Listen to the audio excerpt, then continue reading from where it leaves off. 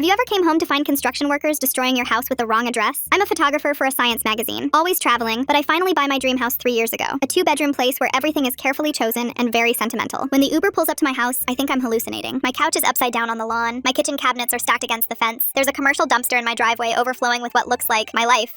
3 men in construction gear are carrying my bedroom dresser out the front door. I scream at the driver to stop, throw cash at him, and run toward my house. What are you doing? This is my house. Stop! The guy holding my dresser looks confused. Lady, we're just doing our job. The homeowners want a full gut renovation. I pull out my phone, hands shaking, showing him my mortgage documents, my driver's license with this address, photos of me in this house. You have the wrong house. You need to stop right now. But while I'm arguing with them outside, 2 more guys inside have already taken sledgehammers to my kitchen wall. I can hear the crashes. The foreman finally comes out, looking annoyed that I'm interrupting his day. He pulls out his paperwork, shows me the work order, my address, right there in black and white. See? We have the right house. Now if you could move aside, we're on a timeline. That's when one of the younger workers, maybe feeling bad for me, says quietly, "Hey boss, didn't the client mention something about maybe having the wrong house number when they called yesterday?" The foreman's face changes. He grabs his phone, walks away to make a call, comes back 5 minutes later. "Okay, there might be some confusion. We're stopping work until we sort this out." By then, they've torn down 2 walls. My vintage bathroom tiles are in pieces. The built-in bookshelf my dad helped me install is firewood. They've thrown out my photography equipment, my books, my clothes, everything from my kitchen. Some of it's already taken to the dump before I get home. The foreman calls his manager. I call the cops. Within an hour, my front yard is full of people. The company's regional manager shows up, takes one look at the situation, and immediately goes into damage control mode. Not damage to my house, damage to his company's reputation. The police officer takes everyone's statement and shrugs. Looks like an honest mistake. It's a civil matter. The regional manager hands me a business card. Our legal department will be in touch. Then they all leave. The workers pack up their tools, load their trucks, and drive away like nothing happened. No apology, no offer to help. Just me standing in my gutted house with a business card. I call the number. It goes to voicemail. I call the company's main line. They say they'll have someone call me back. A week passes. Nothing. My house is unlivable. My belongings are gone. Insurance is calling it negligence on multiple parties and refusing to pay out until fault is determined. And I'm stuck living in a hotel that costs me $200 a night while still paying my mortgage. Today, I finally hear from their lawyer. The construction company isn't liable because they're contracted by the homeowner. My neighbor's 3 houses down. When they hired an interior designer last month, they gave her the wrong house number. She passed it to the construction company. The construction company has a valid contract with a client for what they believe is the correct address. The lawyer explains it like I'm stupid. They gave us the wrong address. We performed the requested service. Your issue is with them, my neighbors. The ones 3 houses down with a little toddler. The pregnant woman who borrowed my hedge trimmer last month. I'd have to sue them. Take everything from a young family because they made a mistake. But they destroyed my life, my home, 3 years of memories, my dad's bookshelf, everything I owned. Tomorrow, I'm going to their door. The company destroys my life and walks away clean because my neighbor wrote 1247 instead of 1274. I go to see the couple that evening. Kristen answers the door, sees my face, and immediately starts crying. She knows. Before I can say anything, she's sobbing about how sorry she is. "It's not our fault," Todd suddenly blurts out. "My brother made us do it." Turns out Todd's brother owns the construction company. He's been losing money and needed a big job to stay afloat. He told Todd to put down my address instead of theirs, promised to do their renovation for free later, and said insurance would cover everything. They have the text to prove it. The company that said this wasn't their problem. The owner orchestrated the whole thing. Now he's facing criminal charges for insurance fraud and destruction of property. The company's accounts are frozen, and my lawyer says I'm getting every penny.